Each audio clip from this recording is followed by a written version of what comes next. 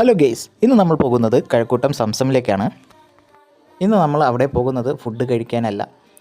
ഇവിടെ കിട്ടുന്ന variety puttu ice cream ഒന്ന് ട്രൈ ചെയ്യാൻ വേണ്ടിയാണ് നമ്മൾ അവിടെ പോകുന്നത്. നമ്മൾ പോയ സമയം ഏകദേശം ഒരു 11 മണിയായി കാണും രാത്രി. നല്ല തിരക്കായിരുന്നു. കഴക്കൂട്ടം സംസം ഏകദേശം ഒരു 1 മണി വരെ കാണും. ഈ കാണുന്നതാണ് ഇവിടെ കിട്ടുന്ന വെറൈറ്റി പുട്ട് ഐസ്ക്രീം. ഒരു വലിയ പ്ലേറ്റിൽ തന്നെ നല്ല ഫ്രൂട്ടിയും നട്ട്സും കിസ്മിസും എല്ലാം അലങ്കരിച്ച ഒരു ഈ കാണുന്ന വെറൈറ്റി പുട്ട് ഐസ്ക്രീം പിസ്ത സ്ട്രോബെറി വാനില എന്ന ഫ്ലേവറിലാണ് നമുക്ക് ഈ പുട്ട് ഐസ്ക്രീം കിട്ടുന്നത്.